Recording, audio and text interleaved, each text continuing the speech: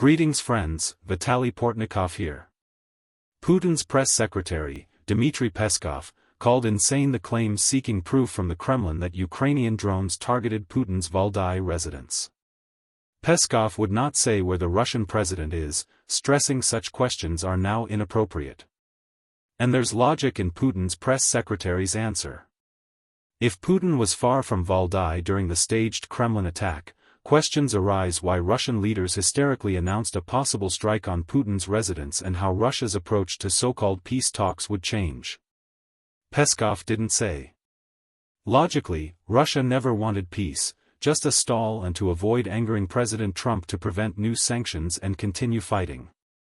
This became crucial after the Putin-Trump summit in Anchorage, when the U.S. leader mirrored his Russian counterpart, agreeing a ceasefire should be the culmination, not the start of peace. Since then, Trump's followed Putin's script, letting the Russian president continue his brutal, unjust war against Ukraine. By the way, Peskov also told reporters that dialogue with Trump would continue in a friendly tone, showing again that this was the main goal of the Russian political leadership. From this point of view, the Valdai story was invented by Russian political leaders so Putin wouldn't have to answer Trump about his meeting with Zelensky in Mar-a-Lago. There's no better excuse to avoid questions about which Mar-a-Lago proposals Putin agrees with. Putin's aide, Yuri Ushakov, said that the agreements between Trump and Zelensky don't bring a resolution to the Russian-Ukrainian war any closer. And that's all you need to know about Putin's motives when he invented the Valdai provocation. Of course, not like the Moscow apartment bombings that allowed Putin to increase his rating and come to power in Russia at the start of the new millennium. But a provocation comparable to the actions of the FSB, whose representative in the Kremlin was, is, and will continue to be Putin. Another important point is that Moscow wanted to see who would take the Russian president's word for it and who would wait for formal proof of the drone attack on the Russian president's residence. And I think the best part was how mad Donald Trump got, who, despite having no proof from Putin and even saying to reporters that maybe the attack didn't happen, still didn't mince words when talking about how his peace efforts were torpedoed and how good it was that the U.S. didn't give Ukraine Tomahawks. And, of course, we see this assessment of the situation not just from Donald Trump. We see that leaders of the so-called Global South, who are the actual sponsors of Russia's war against Ukraine, are also trying to use the situation to show their support for Putin. For example, Indian Prime Minister Narendra Modi made a post on social media expressing deep concern about the shelling, which I'm sure he has no information about.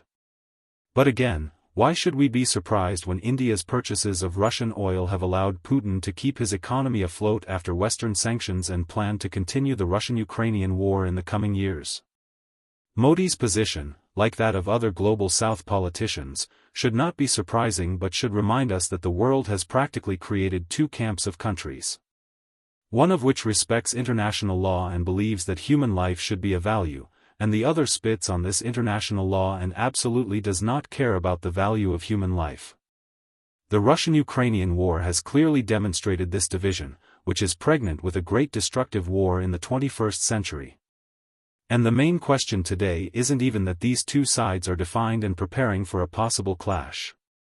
The key question is, whose side will the United States be on, and how long will their president avoid understanding this reality, which is truly now the main trend in the modern world and which is pushing democratic countries to find a way out of a difficult situation.